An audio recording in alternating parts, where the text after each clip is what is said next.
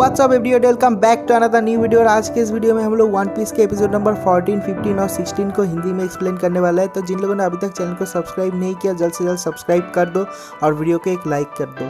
तो अभी और ज़्यादा टाइम वेस्ट ना करते हैं, आज के इस वीडियो को स्टार्ट करते हैं इस इंट्रो के बाद। Fire spreading all around my room.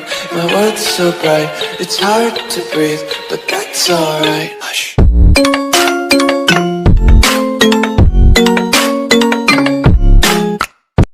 तो एपिसोड नंबर 14 के स्टार्टिंग में हम लोग देखते हैं कि उस फाइटिंग सीन पे क्लाहाडोर आ चुका है और उसे देखने के बाद सारे के सारे पायरेट्स के एल लग जाते हैं। तो वहाँ पर जो जंगो होता है उसे तो बहुत कुछ कहता है क्लाहाडोर और कहता है कि इतना ज़्यादा टाइम क्यों लग रहा है।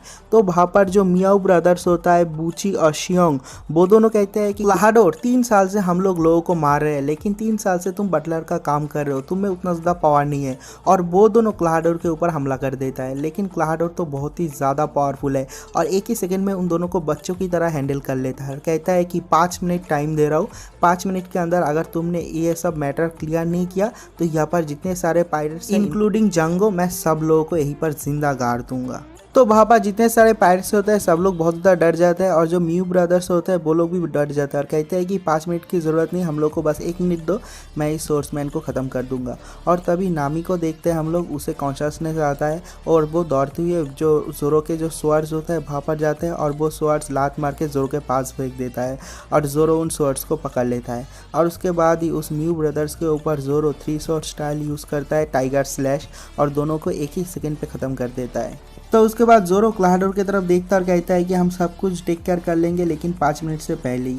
और तभी दिखाता है कि मियाओ ब्रदर्स में एक जो बंदा होता है बूची, उसको जो जंगो होता है वो हिप्नोटाइज करता है और हिप्नोटाइज करके उसका जो पावर होता है, मेंटल पावर, उसे बहुत ज़्यादा बढ़ा देता है, जिससे कि उसका फिजिकल पावर भी बहुत ज़्यादा बढ़ जाता है। और उसके बाद जोरो भी तैयार हो जाता है उसके साथ फाइट लेने के लिए। लेकिन तभी जो नामी होती है वो दौड़ती है लूफी के पास जा रहा है, कहता है कि अभी लूफी को हम लोगों को जगाना पड़ेगा वरना हम लोगों का खेल खत्म हो जाएगा। तो उसके अगले सीन में नामी पूरी तेजी से पीछे की तरफ दौड़ रही होती है लूफी को जगाने के लिए। तो वहाँ पर जो जंगो होता है उसके पास एक टूल होता है जिससे कि वो सब लोग को हिप्नोटाइज करता है और वो टूल उसका वेपन भी है। तो जंगो अपने टूल को यूज करके घुमाते हुए नामी की तरफ फेंकता है, जो कि अगर नामी को लगता है तो नामी का हेड अलग हो जाएगा, गर्दन ही कट जाएगा। तो इस वेपन को देखने के बाद जो जोरो होता है वो भी बहुत ज़्यादा चौंक जाता है, कहता है कि नामी पीछे की तरफ देखो।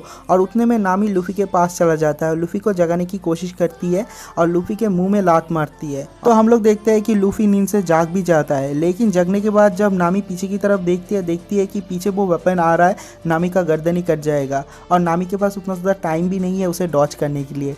तो जो लूफी होता है वो नींद से जगने के बाद उसका पैर पकड़ लेता है और पैर पकड़ने के बाद कहता है कि ये कोई अच्छा तरीका नहीं है किसी को नींद से जगाने का, और उसका पैर खींच लेता है और खींच के वो खड़ा हो जाता है। तो नामी नीचे की तरफ आ जाती है और लूफी ऊपर की तरफ आ जाता है और वो जो वेपन है वो लूफी के मुंह में जाके अटक जाता है और लूफी उसे तोड़ भी देता है, कहता है कि किसने मारा भाई ये। तो लूफी को जिंदा देखने के बाद वहाँ पर जितने सारे पायरेट्स है वो तो चौंक जाते हैं, क्लाहाडोर भी चौंक जाता है, कहता है कि ऊपर से गिरा था ये बंदा, लेकिन उसके बाद भी कैसे जिंदा है। और उसके बाद वो कहता है कि ये तो बहुत ही एक अच्छा ट्रिक है।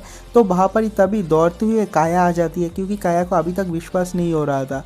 तो काया वहाँ पर आती है, लेकिन काया जब पीछे से उसके आता है तो क्लाहाडोर उसके ऊपर हमला करता है, लेकिन उसब बीच में से आके काया को बचा लेता है। तो उसब के ऊपर वो अटैक होता है। उसब का ये हालत देखने के बाद काया को भी बहुत ज़्यादा दुख होता है और वो कहती है कि क्लाहाडोर, अगर तुमको पैसा चाहिए तो मेरे पास जितना ज़्यादा पैसा है सब कुछ तुम ले लो, लेकिन इस गाँव को छोड़ के अभी के अभी चले जाओ। तो जो क्लाहाडोर होता है वो कहता है कि मैं तुम्हारा पैसा तो लूँगा ही, ऐसे लूँ और वैसे लूँ, मैं तुम लोगों का पैसा तो सब हड़प ही लूँगा, लेकिन उसके बाद भी मैं यहाँ से नहीं जा पाऊँगा क्योंकि मेरा थोड़ा सा काम बचा हुआ है। मुझे एक और चीज़ चाहिए, वो है पीस, क्योंकि मैंने यहाँ पर 3 साल बिताया है लोगों का ट्रस्ट जीतने के लिए और मैंने सब लोगों का ट्रस्ट अर्न भी किया है। अब मेरे पास इतना ज़्यादा पैसा आएगा तो उसको खर्च करने के लिए किसी जगह पे तो मुझे रुकना पड़ेगा, और इस जगह पे अगर मैं रुकूंगा तो सब लोग मुझे यहाँ पर हीरो मानेंगे, तो मैं यहाँ पर ही रुकूंगा, लेकिन मैं तुम सब लोगों को मार दूंगा, किसी को भी जिंदा नहीं छोड़ूंगा। तो क्लाहाडोर के मुँह से ये सब कुछ सुनने के बाद काया को भी बहुत ज़्यादा गुस्सा आ जाता है और वो एक गन निकाल लेता है और उसके हाथ में गन देखने के बाद क्लाहाडोर एक और टैक्टिक करता है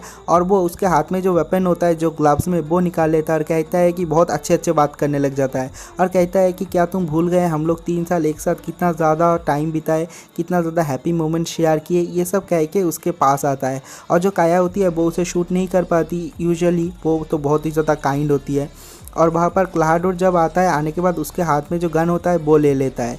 तो उसब उसका गन लेके क्लाहाडोर के ऊपर फायर कर देता है, लेकिन क्लाहाडोर उसब के गन फायर से डॉच कर जाता है और उसब को पकड़ लेता है। कहता है कि उसब तुमने मुझे हिट किया था, याद है, अब हम लोग स्कोर को सेटल करेंगे। तो क्लाहाडोर जब उसब को मारने ही वाला होता है, एक पंच आता है, दूर से आ रहा है, कोई इसे प्रेडिक्ट भी नहीं कर पा रहा होता है क्योंकि लूफी ने पंच किया, उसका हाथ लंबा हो गया और उतने दूर से आके पंच जो है क्लाहाडोर के मुंह में लगता है और इसी पॉइंट पे ये वाला एपिसोड खत्म हो जाता है। नेक्स्ट एपिसोड के स्टार्टिंग में हम लोग देखते हैं कि जब कैप्टन कुरो बेहोश हो जाता है, वहाँ पर उसा पायरेट के 3 छोटे छोटे बच्चे आ जाते हैं और आने के बाद वो तीनों कैप्टन कुरो को मारने लग जाते हैं। तो सब लोग रोकने की कोशिश करता है लेकिन वो तीनों नहीं रुकते।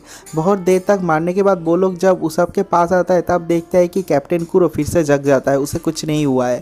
और उठने के बाद उन तीनों बच्चों को वो कुछ नहीं करता, वो सीधा जाके उसब को एक लात मारता है और उसब दूर जाके गिरता है। और उसके बाद लूफी सामने आता है और लूफी को पूछता है क्या तुमने कोई डेविल फ्रूट खाया है। तो लूफी को तो पता ही है वो कैसा है। वो कहता है हाँ मैंने डेविल फ्रूट खाया है, मैं एक रबर पर्सन हूँ। तो उसके अगले सीन में हम लोग देखते हैं कि जोरो के साथ बूची का फाइट स्टार्ट हो जाता है और दोनों में तगड़ा फाइट हो रहा है। और उसके अगले सीन में जो क्लाहाडोर होता है वो जंगो को ऑर्डर देता है कि काया को मारने के लिए और मारने से पहले उसका जो सिग्नेचर है वो लेने के लिए और जो छोटे छोटे 3 बच्चे हैं उन लोगों को भी मारने के लिए। लेकिन जो उसब होता है वो कहता है कि नहीं तुम उन लोगों को नहीं मारोगे, लेकिन उसब में इतना ज़्यादा पावर ही नहीं है कि वो उठ के खड़ा हो। तो उसके बाद उसब उन छोटे छोटे बच्चों को ऑर्डर देता है कि काया को लेके भागने के लिए। तो वो बच्चे काया को लेके भाग जाते हैं। तो उसके बाद कुरो के ऑर्डर से जंगो उन लोगों के ऊपर अपने स्पिनर रोलिंग, जिससे वो लोगों का माइंड कंट्रोल करता है, उससे अटैक करने ही वाला होता है, लेकिन उसे पीछे से स्लिंग शॉट से अटैक करता है उसब और उसके बाद वो डाउन हो जाता है। लेकिन वो बच्चे काया को लेके जंगल में चला जाता है। तो कुरो के ऑर्डर से जंगो भी उन लोगों के पीछे पीछे जंगल में चला जाता है। तो उसके अगले सीन में हम लोग देखते हैं कि जोरो के साथ बूची का फाइट हो रहा है और जोरो अपने 3 शॉट स्टाइल से बूची को टुकड़े टुकड़े कर देता है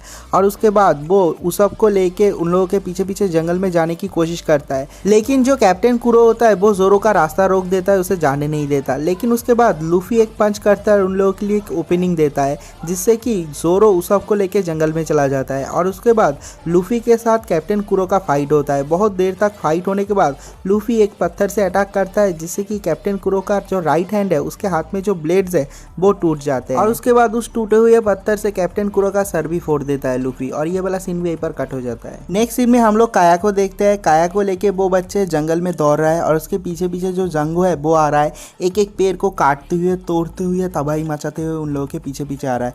तो वो लोग छुपते हुए, दौड़ते हुए, बचते हुए उन लोगों से बच रहा है। तो उसके अगले सीन में हम लोग उसब और जोरो को देखते हैं। उसब जोरो को डायरेक्शन देता है, लेकिन जोरो बिल्कुल ही दूसरे दिशा में जा रहा है और वो लोग गुम गए हैं, क्योंकि जोरो का नेविगेशन स्किल तो आपको पता ही है कैसा है। और उसके अगले सीन में देखते हैं कि काया दौड़ते दौड़ते एक जगह पे बैठ जाता है। वो और दौड़ नहीं पा रही है क्योंकि वो बहुत ज़्यादा सीख है। तो वो उन बच्चों को कहते हैं कि यहाँ से भाग जाओ, अगर तुम लोग यहाँ से नहीं भागोगे तो वो लोग तुम्हें भी मार देंगे। तो वो बच्चे कहते हैं कि नहीं, हम लोग नहीं भागेंगे, हम लोग काया को प्रोटेक्ट करेंगे क्योंकि हम लोग उसब पायरेट्स है। और उसके बाद जो जंगो होता है उसको उन बच्चों का जो फुटप्रिंट्स होता है वो मिल जाता है और ये वाला सीन यहीं पर कट हो जाता है। अगले सीन में हम लोग लूफी और कैप्टन कुरो का फाइट दिखाता है कि कैप्टन कुरो का सर तो उसने फोड़ ही दिया है और उसके बाद बहुत मुश्किल से कैप्टन कुरो नीचे से ऊपर उठता है। तो कैप्टन कुरो के जो सबऑर्डिनेट्स होते हैं वो कुरो को चेयर करते हैं, लेकिन कुरो बहुत ही ज़्यादा गुस्से में है और वो कहता है कि चुप कर, मैं तुम लोगों को भी मार दूंगा। तो ये सुनने के बाद उसके जो सबऑर्डिनेट्स होते हैं वो लोग तो डर जाते हैं और कहते हैं कि हमें मारने की क्या ज़रूरत है कैप्टन कुरो, क्योंकि वहाँ पर जंगो गया है, जंगो अगर काया को पकड़ लेगा तो हम लोगों को मारने की तो कोई भी ज़रूरत नहीं। तो कैप्टन कुरो उसके बाद उसका जो सीक्रेट है वो रिवील करता है और वो कहता है कि मैंने कभी प्लान ही नहीं किया था कि मैं तुम लोगों को जिंदा रखूंगा, मैंने शुरू से ही प्लान किया था तुम लोग यहाँ पर रेड करोगे और मैं तुम लोगों को मार दूंगा।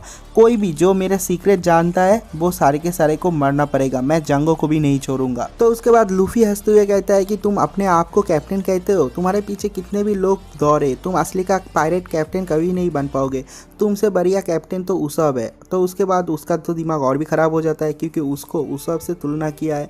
तो वो कहता है कि कैसे उसब मुझसे ज़्यादा पावरफुल हो सकता है, मुझसे ज़्यादा अच्छा कैप्टन हो सकता है। तो लूफी कहता है कि पावरफुल का तो पता नहीं, लेकिन उसके पास हार्ट है और जिसके पास हार्ट नहीं वो कभी भी एक ट्रू कैप्टन नहीं बन सकता। और उसके बाद वो क्लाहाडोर को फोड़ देता है और उसके बाद क्लाहाडोर उठने के बाद एक नया टेक्निक स्टार्ट करता है। और इस टेक्निक को देखने के बाद उसके जो सबऑर्डिनेट्स होते हैं वो लोग भी बहुत ज़्यादा पैनिक्ड हो जाते हैं, डर जाते हैं और कहते हैं कि उस टेक्निक को क्यों यूज़ कर रहे हो, यहाँ पर तो सिर्फ एक ही बंदा है। और उसके बाद ही एक जो पिंक कलर का डस्ट है वो चारों तरफ भर जाता है और कैप्टन कुरो हवा में गायब हो जाता है और लूफी को भी दिख नहीं रहा होता है कि कुरो कहाँ पर है। और उसके बाद देखते हैं कि कुरो हर जगह पे है, पत्थरों पे, अपने जो सबऑर्डिनेट्स पे, उन लोगों पे, हर जगह पे कैप्टन कुरो अटैक कर रहा है। वो एक तरह से पागल हो चुका है, अंधा हो चुका है और जहाँ पर मर्जी वहाँ पर अटैक कर रहा है। वो लूफी के ऊपर भी बहुत ज़्यादा अटैक करता है लेकिन लूफी को दिख भी नहीं रहा होता है वो कहाँ पर है। और उसके बाद लूफी बहुत ज़्यादा कॉन्सेंट्रेट करता है और उसका जो कॉम्बिनेशन होता है उसे ब्रेक कर देता है और उसे पटक देता है ज़मीन में। और उसके बाद कैप्टन कुरो उठ के फिर से खड़ा होता है और कहता है कि देखो तुमने क्या किया, मेरे सबऑर्डिनेट को मरने भी नहीं दिया। वो लोगों को कितना ज़्यादा दुख हो रहा है, कितना ज़्यादा कष्ट हो रहा है, तुम्हारे वजह से ये सब कुछ हो रहा है। और उसके बाद वो कहता है कि लूफी मैं तो तुम्हें मारूंगा ही और मैं एंजॉय करके मारूंगा, मैं तुम्हें धीरे धीरे मारूंगा। और ये वाला सीन भी यहीं पर कट हो जाता है। तो उसके अगले सीन में फिर से जंगो का सीन दिखाता है। वहाँ पर वो जो बच्चे एक प्लान करते हैं और एक ट्रैप में जंगो को फंसा लेता है। लेकिन उसके बाद भी जब ट्रैप में उसे फंसा भी लेता है उसके बाद भी कैप्टन जंगो उन बच्चों को पकड़ के पेल देता है कि वो बच्चे हैं, वो लोग और क्या करेंगे। और उसके बाद उन लोगों को मारने से पहले वहाँ पर जो काया है वो चली जाती है और जाने के बाद कहती है कि उन बच्चों को छोड़ दो, तो मैं अपने जितनी फॉर्च्यून है वो सारा का सारा फॉर्च्यून कैप्टन कुरो के नाम पे कर दूंगी। और उसके बाद जंगो एक पेपर पे उसका सिग्नेचर भी ले लेती है। लेकिन उसके बाद भी जो जंगो होता है वो काया को मारने की कोशिश करता है और तभी वहाँ पर जोरो आ जाता है और इसी पॉइंट पे ये वाला एपिसोड भी खत्म हो जाता है। अगर वीडियो अच्छा लगा तो वीडियो पे लाइक ठोको, अगर वीडियो अच्छा नहीं लगा तो वीडियो पे एक डिसलाइक ठोको, लेकिन सब्सक्राइब ज़रूर से ज़रूर ठोको। तो मिलते हैं एक और नई वीडियो के साथ, तब तक के लिए बाय बाय।